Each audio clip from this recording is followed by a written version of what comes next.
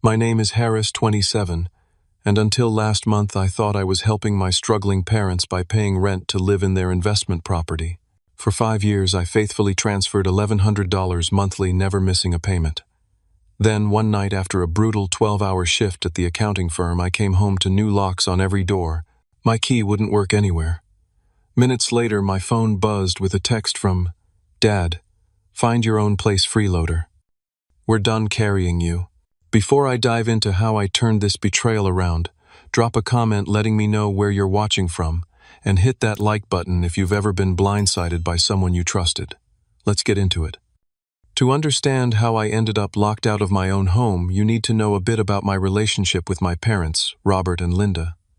Growing up, they always emphasized the importance of financial responsibility. Pay your own way was practically our family motto. They weren't the warmest parents, but they provided the essentials and pushed me to excel academically. When I graduated with my accounting degree back in 2018, the job market was tough. I had student loans and minimal savings, but I was determined to stand on my own feet. That's when my parents made what seemed like a generous offer. They owned a rental property, a modest 2-bedroom house in a working-class neighborhood, about 20 minutes from downtown, and they suggested I could live there while getting established in my career. "We'll rent it to you at market rate," my dad explained during Sunday dinner. $1,100 a month, utilities not included. "It's a fair deal, and you'll be helping us with the mortgage." I remember feeling grateful. The arrangement seemed perfect. I'd have my own space, my parents would have a reliable tenant, and I could start building my professional life without the stress of finding an apartment with my limited credit history. "Thanks, I really appreciate this," I told them, already calculating how I'd budget my entry-level accounting salary. My mom added, "Just remember, Harris, this is a business arrangement. We expect the rent on time every month." I nodded, understanding completely. Of course, I wouldn't have it any other way. The house itself was nothing special, built in the 80s, with dated carpeting and a kitchen that hadn't been updated since the Clinton administration. But it was clean in a safe neighborhood, and most importantly, it was a place I could call home. I moved in the following weekend, proudly making my first bank transfer to my parents' account before unpacking a single box. Those first couple of years went smoothly. I established myself at a small accounting firm called Westfield and Associates, often working overtime during tax season to prove my value. I never missed a rent payment. In fact, I'd often send it a few days early, just to show my parents I was responsible. We'd get together for occasional family dinners, and they seemed proud of how I was building my career. Around the 3-year mark, I began noticing subtle changes in their attitude. Comments about me still living in their house started popping up in conversation, despite the fact that I was paying market-rate rent faithfully each month. "When are you going to get a place of your own, Harris?" my mom asked during Thanksgiving dinner in my 4th year there. "Most young men your age have their own homes by now." I was confused by the question. I thought this arrangement was working for everyone. I've never been late with the rent, and I maintain the property well. My dad cleared his throat. "We just thought you'd be more independent by now." The comment stung, especially since I considered myself quite independent. I was paying my own way, advancing in my career, and handling all my financial responsibilities. Around the same time, I couldn't help but notice some significant lifestyle changes my parents were making. Mom showed up to family dinner wearing a designer watch I knew cost several $1,000s. Dad traded in his sensible sedan for a luxury SUV. They started taking cruises twice a year, posting endless vacation photos on social media. "Business must be good," I commented when Dad mentioned their upcoming Mediterranean cruise. He shrugged, suddenly evasive. "We've had to tighten our belts in other areas. The rental property barely breaks even after maintenance costs." Something about that statement didn't add up. I'd been living there for years and had only requested minor repairs, a leaking faucet here, a broken garbage disposal there, nothing that would eat up significant profits from my rent payments. But I didn't press the issue, not wanting to create tension. My sister Jessica, 2 years older, and living in another state with her husband, always defended our parents whenever I expressed confusion about their comments. "They've worked hard all their lives, Harris. They deserve to enjoy their money now, she said during one of our monthly phone calls. I'm not saying they don't, I replied. I just don't understand why they keep implying I'm somehow taking advantage by living in a house I pay market rent for. Jessica sighed. Maybe they just expected you to be in a different place by now. You know how they are about appearances. The comment hit home. My parents had always been concerned with how things looked to others. Having their 27-year-old son still living in their rental property might not fit the successful family image they wanted to project, regardless of the financial arrangement. As the 5th year of our rental agreement approached, the tension became more noticeable. Mom would make comments about how they were struggling with property taxes and insurance costs, even as she posted photos of her newest luxury handbag. Dad would ask pointed questions about my salary and savings during family gatherings, as if assessing whether I could be paying more.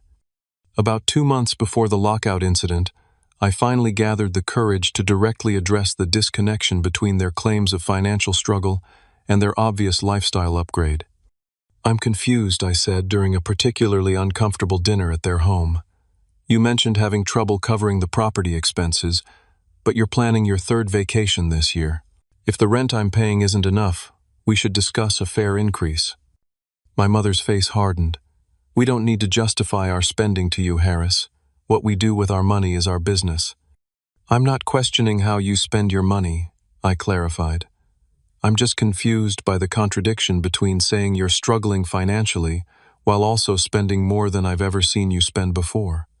Dad put down his fork with a clatter. This conversation is inappropriate. We've given you a great deal on that house for years. A little gratitude wouldn't hurt.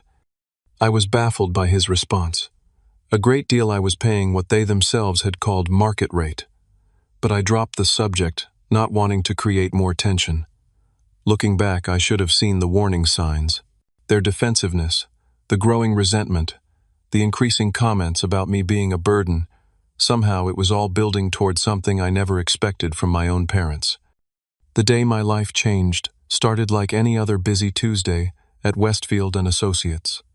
Tax season was in full swing, and I was juggling multiple client portfolios with looming deadlines. I'd been at my desk since 7:30 that morning working through lunch on a particularly complex filing for one of our major corporate clients. My phone buzzed several times throughout the day, but I was too swamped to check it. In the accounting world, April is no time for distractions. My supervisor had already extended our deadline twice, and I was determined to finish everything before leaving that night. By the time I finally closed my laptop, it was nearly 8 o'clock. The office had emptied hours ago, leaving me alone with the quiet hum of fluorescent lights and the distant sound of the cleaning crew.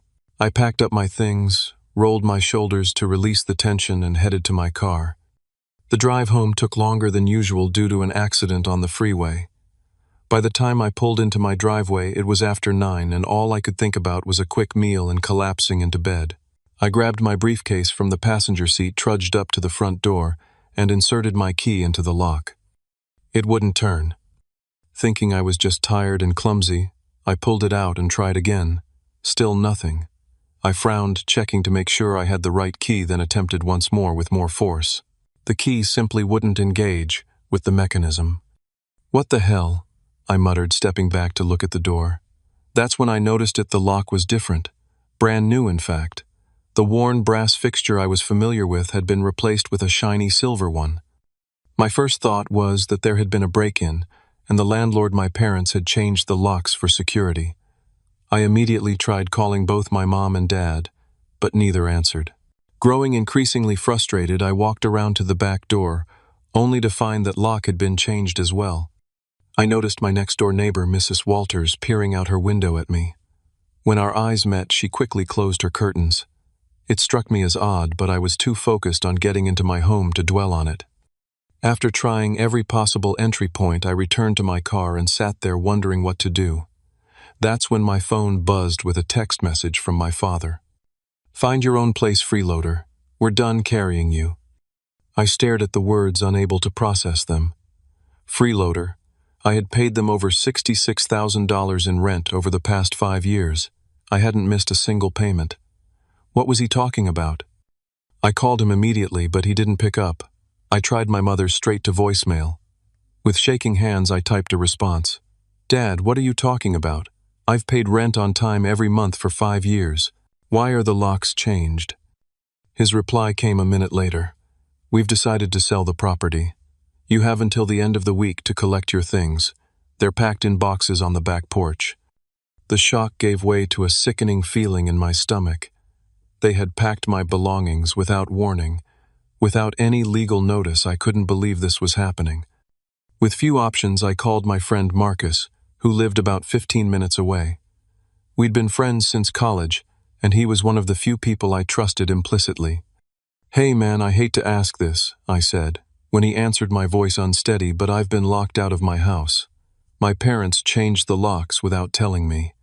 Could I crash on your couch tonight? Marcus didn't hesitate. Of course, dude. Come over now. What the hell happened? I honestly don't know, I replied, starting my car.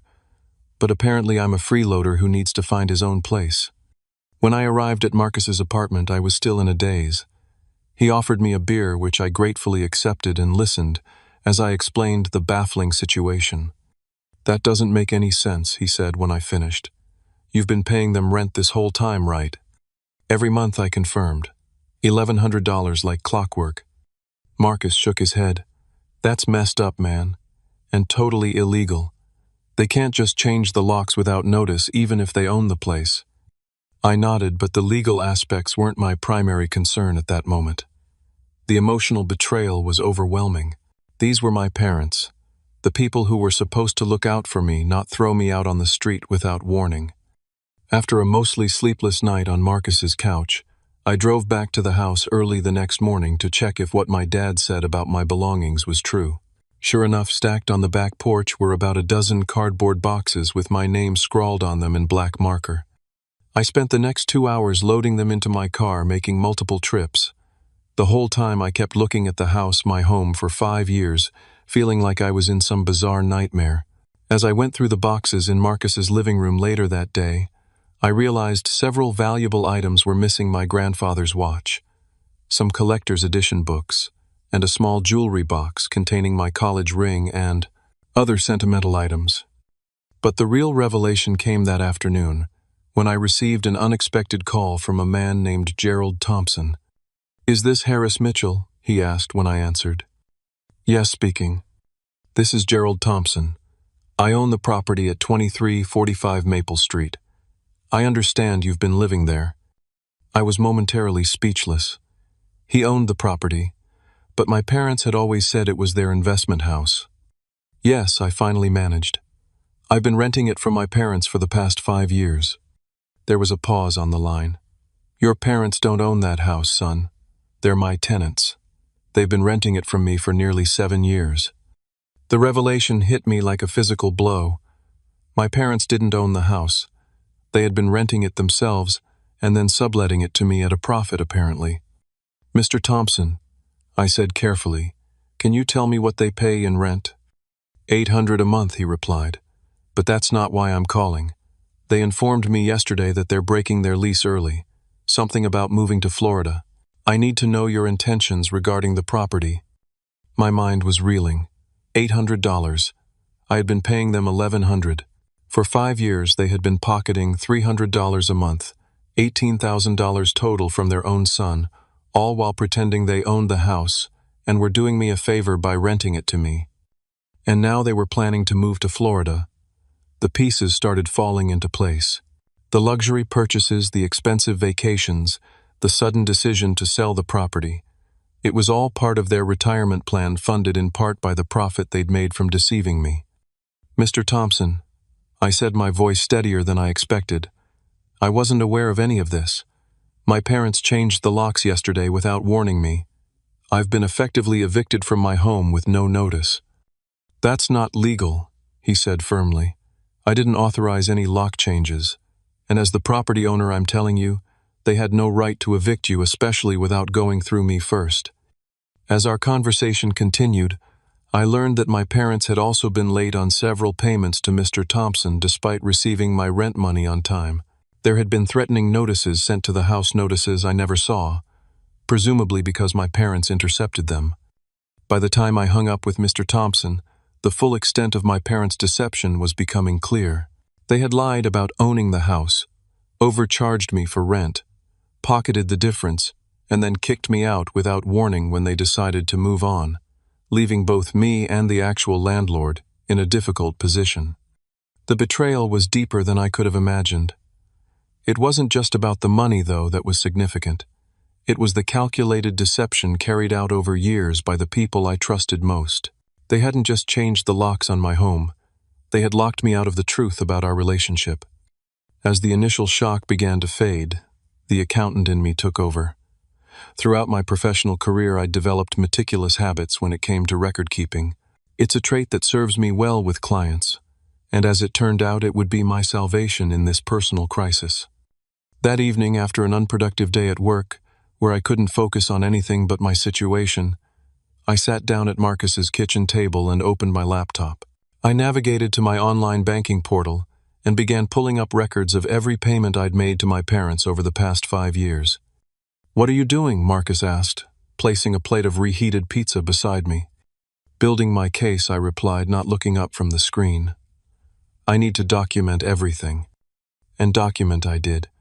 I created a spreadsheet listing every payment dates, amounts, and even the memo lines where I'd often written "rent for April" or similar notes.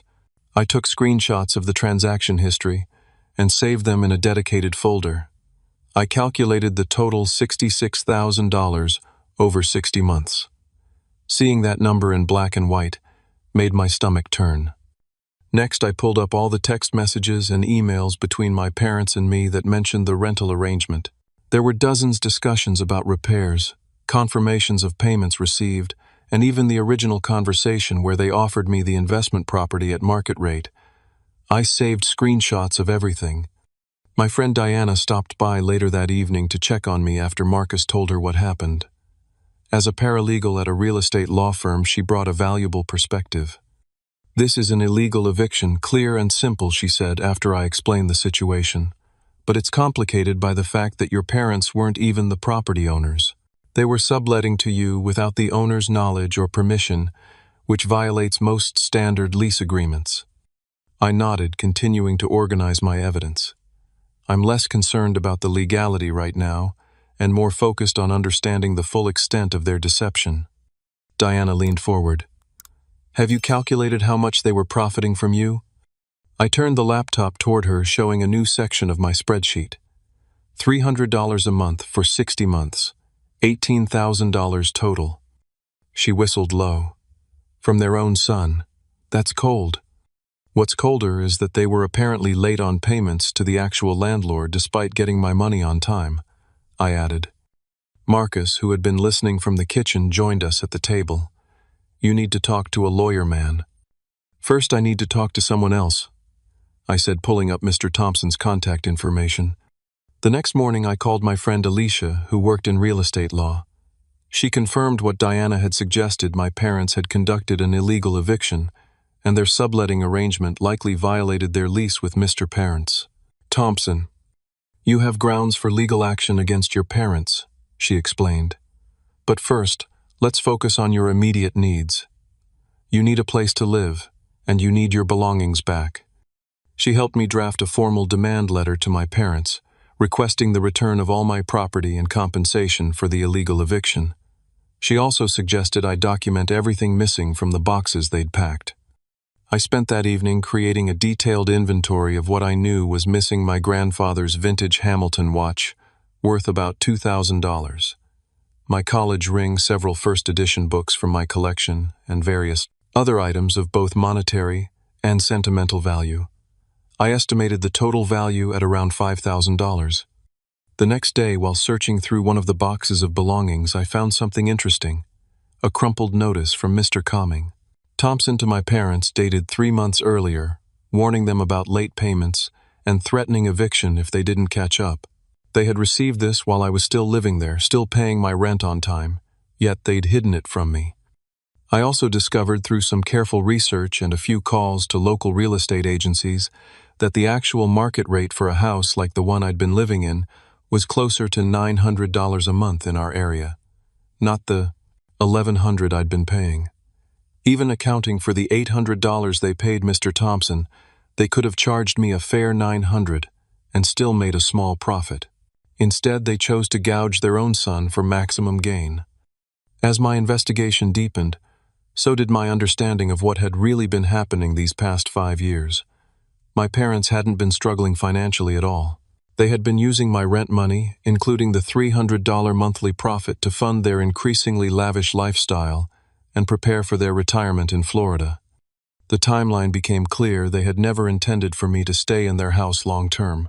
They had planned this move to Florida for some time, and rather than giving me proper notice or having an honest conversation, they chose to change the locks and discard me like an unwanted tenant. The emotional impact was taking its toll. I found myself unable to sleep properly, lying awake on Marcus's couch, running calculations and scenarios in my head. My work performance suffered. I made careless errors that weren't characteristic of my usual attention to detail. My supervisor noticed and called me into his office to ask if everything was all right. I gave him an abbreviated version of what was happening, and to my surprise, he was extremely understanding. "Take a few personal days if you need them, Harris. Get your living situation sorted out. The work will still be here." His kindness nearly broke me. After being treated so callously by my own parents, this basic human decency from my boss felt overwhelming. Marcus and Diana continued to be my rocks throughout this process. Diana helped me understand my legal options, while Marcus provided not just a place to stay, but the emotional support I desperately needed. "I still can't believe they did this," I said one night after spending hours organizing my evidence. "Who does this to their child?" Marcus shook his head. "People who see you as a revenue stream, not a son. And that says everything about them, not about you." His words hit home. This wasn't about my failings as a son. It was about my parents' moral failings as human beings. By the end of the week, I had compiled a comprehensive dossier of evidence, payment records, text messages, emails, photos of the changed locks, inventory of missing items, and notes from my conversations with Mr. Thompson. I had also formulated a plan. Rather than immediately confronting my parents with legal threats, I decided to first establish direct contact with Mr. Thompson to discuss the possibility of taking over the lease properly. If I could secure my housing situation first, I would be negotiating with my parents from a position of strength, not desperation. I called Mr. Thompson and arranged to meet him at the property the following day. My parents wouldn't be there, according to my sister Jessica, who had reluctantly shared their schedule. They were attending an open house for a condo in Florida via video call that afternoon. As I prepared for the meeting, I felt a strange calm settling over me. The shock and hurt were still there, but they were now accompanied by a clear-eyed determination. For perhaps the first time in my life, I was prepared to stand up to my parents without fearing their disapproval. They had broken our relationship. Now it was up to me to decide what, if anything, could be salvaged from the wreckage. Before meeting with Mr. Thompson, I decided it was time to respond to my father's dismissive text. I had been gathering evidence and planning my approach for almost 3 days, deliberately not engaging with either of my parents, despite their occasional messages asking when I would be collecting the rest of my junk from their porch. With a steady hand, I composed a text to my father. It was brief and to the point. "Before calling me a freeloader, you might want to review these."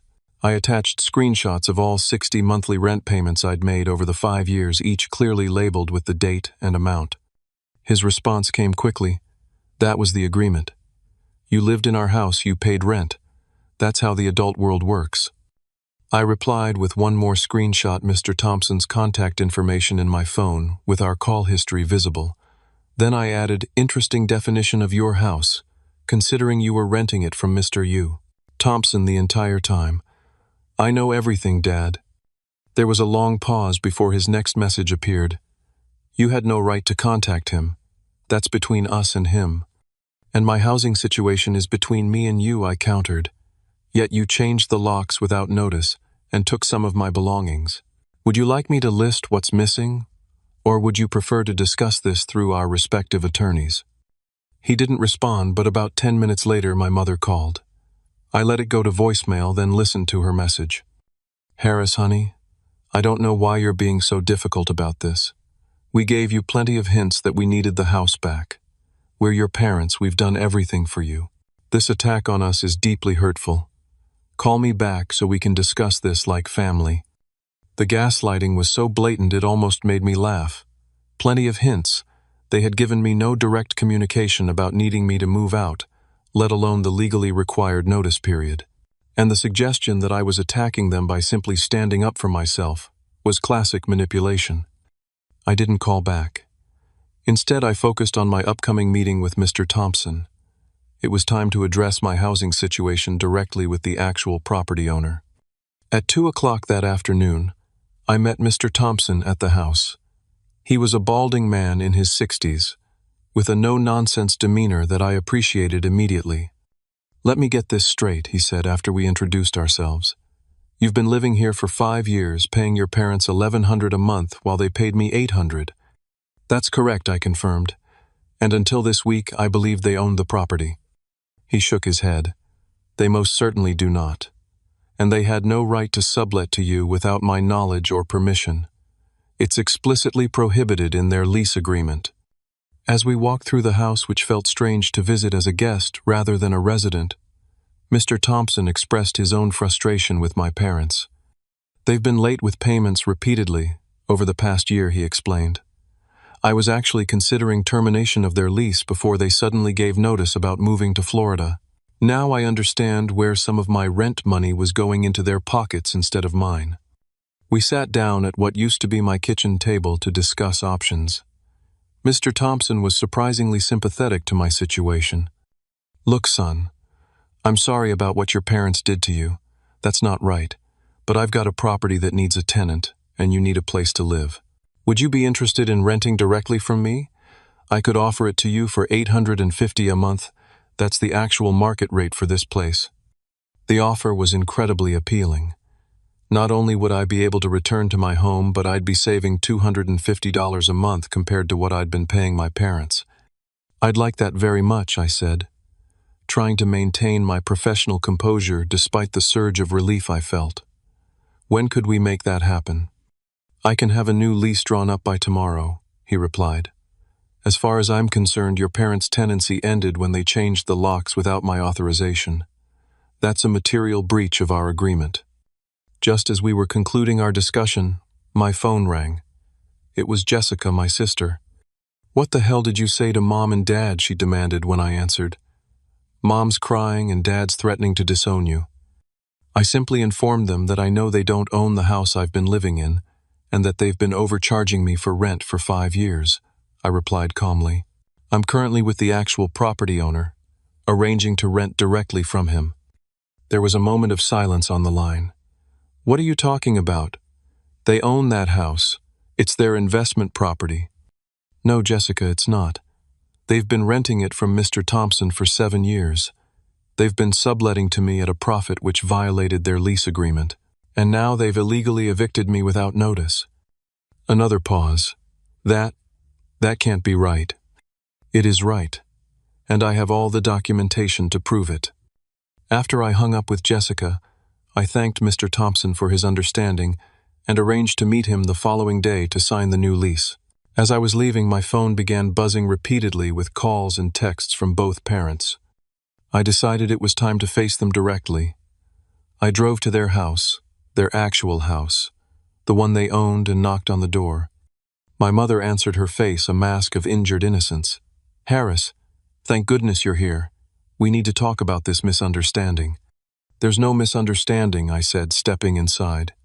"You lied to me for 5 years about owning that house. You overcharged me for rent and pocketed the difference.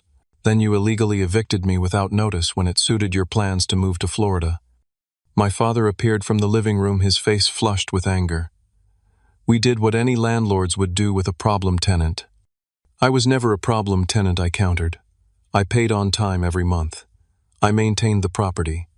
And I wasn't even your tenant, I was Mr. Thompson's. You were violating your own lease by subletting to me." "We needed that money," my mother interjected, tears forming in her eyes, "for our retirement. After everything we did raising you, putting you through college, don't we deserve some comfort in our golden years?" The audacity was breathtaking. You didn't put me through college. I have the student loans to prove it. And if you needed money, you could have been honest about the arrangement instead of lying to me for 5 years. We gave you a place to live when no one else would rent to you, my father argued.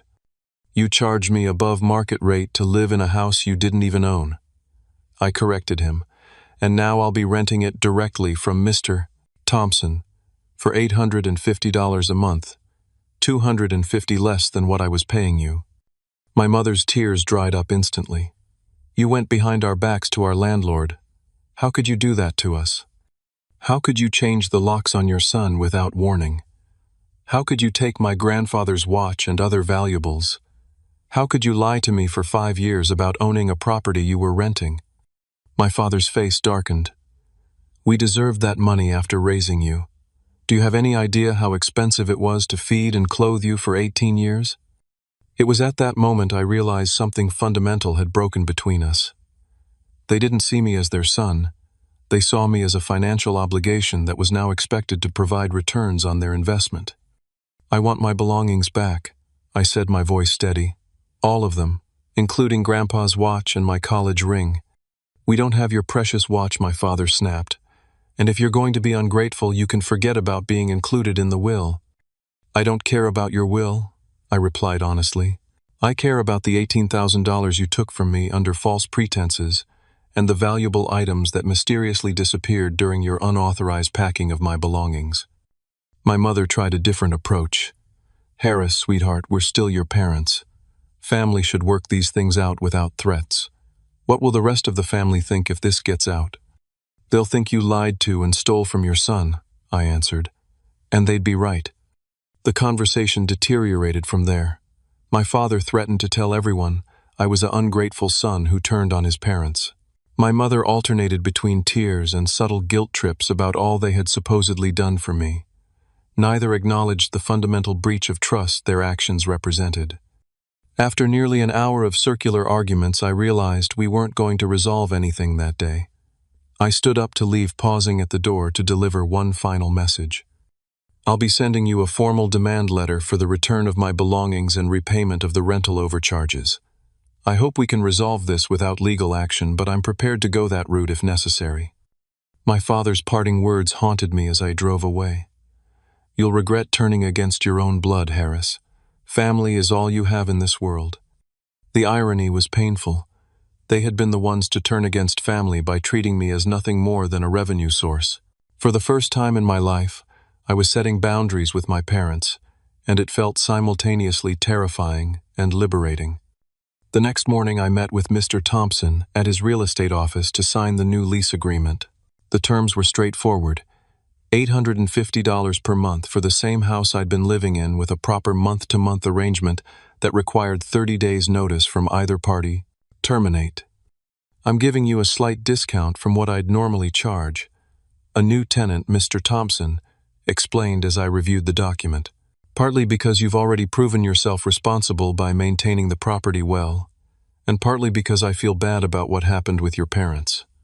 I appreciated his kindness, especially after the emotional confrontation with my parents the previous day. Thank you. I promise to continue being a good tenant. After signing the lease, we discussed the lock situation. I'll have a locksmith change them back today, he assured me. You'll have the only keys aside from my emergency set. With my housing situation secured, it was time to address the financial aspects of my parents' deception. I worked with Alicia to draft a formal demand letter outlining the facts of the situation and requesting 1. The return of all missing belongings, particularly my grandfather's watch and other valuables. 2. Repayment of $18,000, the amount they had overcharged me in rent over 5 years. 3. Compensation for the illegal eviction and associated costs, temporary housing, moving expenses, etc. We sent the letter by certified mail to ensure they couldn't claim they never received it. Their response came 3 days later, not by mail, but in the form of an angry phone call from my father. "You're suing your own parents," he shouted when I answered. "After everything we've done for you." "It's not a lawsuit," I clarified calmly. "It's a formal request for you to return what rightfully belongs to me. If you comply, there won't be any need for legal action." We don't have $18,000 just sitting around, he claimed, his tone slightly less hostile. We've put deposits down on the Florida condo. I'm willing to discuss a payment plan I offered, but I do expect the return of my personal belongings immediately. After more back and forth, including another attempt by my mother to make me feel guilty for destroying the family, they finally admitted they had my grandfather's watch and other items in their possession. We were holding them for safekeeping, my mother claimed unconvincingly. We were worried they might get damaged during your move. I arranged to pick up these items the following day, bringing Marcus with me as a witness. Most of my valuables were returned, though some smaller items remained unaccounted for. I documented everything carefully, updating my inventory list. As for the financial settlement, my parents initially refused to acknowledge any wrongdoing. They maintained that charging me $1,100 was their right as landlords, regardless of what they were paying Mr. Miters. Thompson. It wasn't until I had Alicia send a follow-up letter detailing exactly how their actions constituted fraud and breach of contract that they began to take the situation seriously.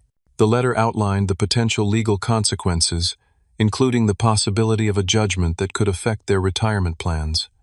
This finally got their attention. After a week of tense negotiations conducted primarily through emails and text messages, we reached a settlement. They would return $10,000 of the $18,000 they had profited from me, to be paid in monthly installments of $500 over 20 months. It wasn't the full amount, but Alicia advised me that accepting this offer would avoid the time, expense, and emotional toll of a prolonged legal battle. I agreed primarily because I wanted to move forward with my life, rather than remain entangled in conflict with my parents. We formalized the agreement with a simple contract which my parents signed reluctantly. My father couldn't resist adding one final barb: I never thought my own son would extort money from his parents. It's not extortion to ask for the return of money that was taken under false pretenses, I replied, maintaining my composure. I'm actually accepting much less than what you owe me. With the legal matters settled as well as they could be, I focused on reclaiming my home. Mr. Thompson had the locks changed as promised, and I was able to move back in within a week of signing the new lease. The house felt different now, knowing the truth about who owned it and how I had been deceived within its walls changed my perception of the space. I decided to use some of the settlement money to make improvements to the property with Mr. Thompson's permission. I repainted the living room and bedroom, replaced the dated bathroom fixtures, and installed new kitchen cabinet hardware. These small changes helped me reclaim the space as truly mine. During this period, Mr. Thompson and I developed a positive relationship. He appreciated my accounting background and occasionally asked for advice regarding his rental properties. When he mentioned he might sell some of his properties in the next few years as part of his own retirement plan, he made an unexpected offer. If I do decide to sell this place, I'll give you first option to buy it, he said during one of our conversations. You've proven yourself responsible, and I'd rather sell to someone who already cares for the property. The offer was meaningful, representing a vote of confidence from someone who had no obligation to look out for my interests, unlike my parents. It was a stark contrast that wasn't lost on me. As for my parents, they made their first few settlement payments on time, though each transfer came without comment. They proceeded with their plans to move to Florida, selling most of their furniture and preparing for a fresh start in retirement. Through Jessica, I learned they were telling family members a heavily edited version of our conflict, casting themselves as generous parents who had helped their son for years only to be repaid with ingratitude and legal threats when they needed to reclaim their property for retirement purposes. Rather than engage in a battle of narratives, I focused on documenting the truth. I organized all my evidence into a clear, factual timeline that I could share with any family members who asked for my side of the story. Some chose to believe my parents without question, but others, particularly my mother's sister, Aunt Carol, who had always been supportive of me, took the time to review my evidence and acknowledged the deception that had occurred. The most difficult aspect of this period was establishing boundaries with my parents, while still maintaining some kind of relationship. I made it clear that I was open to rebuilding trust, but that would require acknowledgement of their actions and genuine remorse, neither of which was forthcoming. Instead, they continued to view themselves as victims of an ungrateful son while making their settlement payments with obvious resentment. It was a painful reality to accept, but an important one. Sometimes family members show you exactly who they are, and believing them is an act of self-respect. The first few weeks back in my house, now truly my house, with a legitimate lease from the actual owner, were a period of significant adjustment. The physical space was the same, but everything else had changed. I was paying less rent, dealing with an honest landlord, and most importantly, living with a new understanding of my relationship with my parents. I threw myself into making the house feel like mine again. Beyond the cosmetic improvements I'd already made, I rearranged furniture, replaced items that reminded me too much of the past, and created a space that reflected who I was now, not who I had been when I believed my parents' lies. One of the most therapeutic changes was converting the second bedroom from a rarely used guest room into a home office. I invested in a good desk, a comfortable chair, and proper lighting, creating a space where I could work from home when needed and pursue personal projects during evenings and weekends. Meanwhile, my parents completed their move to Florida, sending me formal notification of their new address only because it was required for our settlement agreement. The monthly payments continued to arrive on time, though, without any personal messages attached. Jessica struggled to navigate the new family dynamic. She called me less frequently, and when we did speak, there was a tension that hadn't existed before. She hadn't fully accepted my version of events, but she also couldn't entirely dismiss the evidence I'd shared with her. "I just want everyone to get along," she said during one particularly difficult conversation. "Can't you forgive them and move on? They're getting older and family should stick together." "Forgiveness requires acknowledgement and remorse," I explained. "They've shown neither. And family works both ways. They didn't stick with me when they changed the locks without warning." Despite these challenges with my immediate family, I found unexpected support from extended relatives once the truth began to emerge. My Aunt Carol in particular became a valuable ally. Having experienced her own conflicts with my mother, her sister, over the years, she understood the patterns of behavior better than most. "Your mother has always been concerned with appearances and financial security, sometimes at the expense of honesty," she told me during a long phone call. "I'm sorry you had to learn that lesson so painfully." Aunt Carol helped me connect with other family members who had been told distorted versions of the situation, quietly correcting misconceptions without creating additional drama. It was through her that I learned my parents had been planning their Florida retirement for at least 2 years long before they gave me any indication they wanted me to move out. Beyond family, my friendships deepened during this period. Marcus and Diana had been there for me during the initial crisis, but their continued support during the rebuilding phase was equally important. We established a weekly dinner tradition, rotating between our homes, that provided stability and connection when I needed it most. My professional life also evolved in unexpected ways. The confidence I gained from standing up to my parents translated into more assertiveness at work. When the annual review period came around, I advocated for myself more effectively than I ever had before, resulting in a significant promotion and salary increase. "You've really stepped up these past few months," my supervisor commented during the review. "There's a new level of confidence in your work and your client interactions." He wasn't wrong. Something fundamental had shifted in how I viewed myself and my worth. Having discovered the extent to which my own parents had been willing to exploit me financially, I was no longer willing to undersell my value in any context.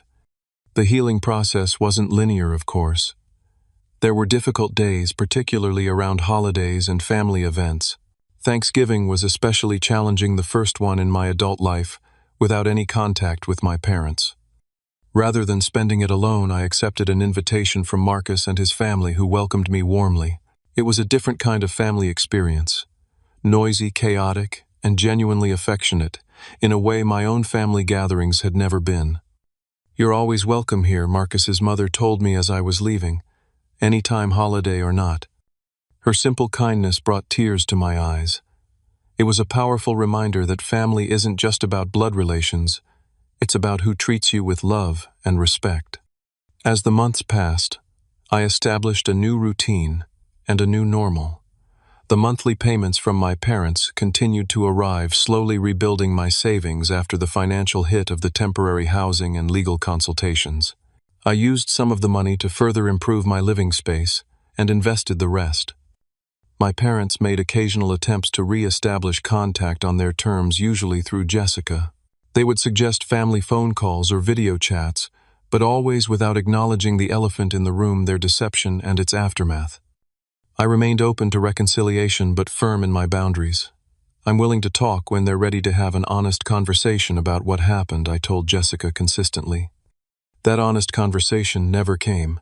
Instead, they settled into a pattern of occasional text messages that carefully avoided any mention of our conflict, acting as if we were simply busy family members who hadn't spoken in a while rather than participants in a fundamental breach of trust. I responded politely but briefly to these messages, neither encouraging nor completely shutting down the minimal contact. It was a delicate balance, maintaining my self-respect while leaving the door slightly ajar for a more meaningful relationship in the future should they ever be willing to acknowledge the truth. My relationship with Mr. Thompson continued to develop positively. He appreciated my prompt payments and the improvements I'd made to the property, occasionally stopping by to chat when he was in the neighborhood. During one such visit, he mentioned again his potential interest in selling the house. "I'm starting to think about downsizing my rental portfolio," he explained. "Would you be interested in discussing a rent-to-own arrangement? You've been an excellent tenant, and I'd rather sell to someone who already cares for the property." The suggestion was intriguing. After consulting with Alicia about the legal aspects and a financial advisor about the practical considerations, I began exploratory discussions with Mr. Thompson about what such an arrangement might look like. By the 1-year anniversary of the lockout incident, my life had transformed in ways I never could have anticipated. I was still in the same physical house, but everything else had changed: my relationship with my parents, my career trajectory, my financial situation, my social connections, and most importantly, my sense of self. The painful betrayal had forced me to reevaluate everything I thought I knew about family trust and self-worth. In doing so, I had discovered strengths I didn't know I possessed and built connections with people who valued me for who I was, not what I could provide them. As I sat in my home office that evening, reviewing the documents for the potential rent-to-own agreement with Mr. Thompson, I realized something profound. Being locked out of that house had ultimately unlocked a better life, one built on honesty, respect, and genuine connection, rather than manipulation and deceit. Today marks exactly 1 year since I came home to find new locks on my doors and received that text from my father calling me a freeloader. Looking back, it's almost difficult to recognize the person I was then. Someone who had never truly stood up to his parents, who accepted their narrative without question, and who measured his worth largely through their approval.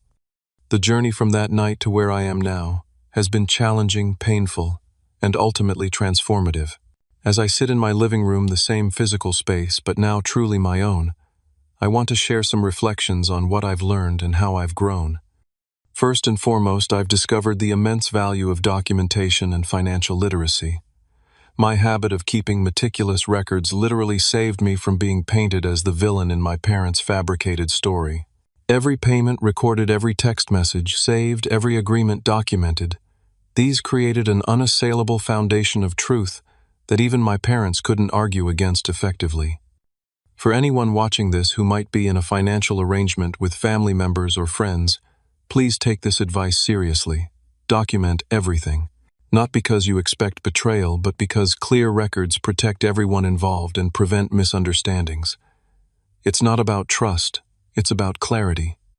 The second major lesson involves recognizing the difference between family obligations and exploitation. For years, I operated under the assumption that because my parents had raised me, I owed them unquestioning loyalty and financial support. What I've come to understand is that while family members should certainly help each other, healthy relationships are reciprocal and transparent, not one-sided and deceptive.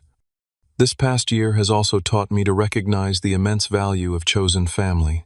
When my blood relatives betrayed me, it was friends like Marcus and Diana who provided not just practical support, but the emotional foundation I needed to rebuild. Marcus's family welcomed me for holidays and casual Sunday dinners alike, showing me what genuine family connection looks like: supportive, honest, and without hidden agendas. Perhaps the most profound change has been in how I advocate for myself in all areas of life. Standing up to my parents was the first domino that triggered a series of positive changes: negotiating a promotion at work, establishing healthier boundaries in all my relationships, and even improving how I communicate my needs in everyday interactions. The financial aspects of this journey have been significant as well. I'm now paying $250 less in monthly rent than I was before, and the settlement payments from my parents have allowed me to build a substantial emergency fund for the first time in my life. More importantly, Mr. Thompson and I have signed a rent-to-own agreement, meaning that a portion of my monthly payments is now going toward eventual ownership of the house. It's ironic that my parents' attempt to cast me out has ultimately put me on a path to homeownership sooner than would have been possible otherwise. Their deception meant to fund their retirement at my expense, instead accelerated my financial independence. As for my relationship with my parents, we've reached what I would call a state of distant civility. They continue to make their monthly settlement payments now through an automated bank transfer that requires no direct communication. We exchange brief text messages on birthdays and major holidays. Jessica remains hopeful that time will heal the rift, but I've accepted that without genuine acknowledgement and remorse from my parents, our relationship will never return to what it was, nor should it, given what I now know about their five-and willingness to exploit me. The question of forgiveness is one I've struggled with throughout this journey. Many well-meaning people, including some family members, have encouraged me to forgive and forget for my own peace of mind. What I've come to understand is that forgiveness doesn't require reconciliation, nor does it mean pretending the betrayal never happened. For me, forgiveness has been an internal process of releasing the acute anger and hurt, not because my parents deserve it, but because carrying those emotions was preventing me from fully embracing my new life. I've forgiven them in the sense that I no longer spend energy wishing for retribution or dwelling on the pain, but I maintain the boundaries necessary to protect myself from further exploitation. This approach has allowed me to move forward with my life in ways that would have been impossible had I remained consumed by resentment. I've advanced in my career, deepened my friendships, explored new interests, and even started dating someone who respects my boundaries and values honest communication. One unexpected outcome of this experience has been a newfound sense of purpose in helping others navigate similar situations. I've become something of an unofficial resource among friends and colleagues for questions about tenant rights, family financial entanglements, and setting healthy boundaries. Being able to transform my painful experience into assistance for others has been profoundly healing. The house itself has been completely transformed as well. What was once a space where I felt like a temporary occupant is now truly my home. I've renovated the kitchen with Mr. Thompson's permission, replaced all the flooring, and painted every room in colors I chose. Each improvement represents not just an aesthetic change, but a reclaiming of space that was once tainted by deception. Looking ahead, I'm cautiously optimistic about what the future holds. The rent-to-own agreement gives me a clear path to homeownership within the next 5 years. My career continues to advance with opportunities for further promotion on the horizon. And most importantly, I now have a much clearer understanding of what healthy relationships look like and the courage to insist on them in all areas of my life. If there's one message I hope others take from my story, it's this: trust your instincts when something feels wrong, and don't let family ties prevent you from protecting yourself. Blood relation doesn't entitle anyone to exploit you, manipulate you, or disrespect your basic rights. Sometimes the healthiest thing you can do is to establish firm boundaries, even with or especially with the people who are supposed to love you most. The night my parents changed those locks, I felt like my world was ending. In reality, it was the beginning of a new chapter 1, where I write my own story, instead of accepting the role they had assigned me.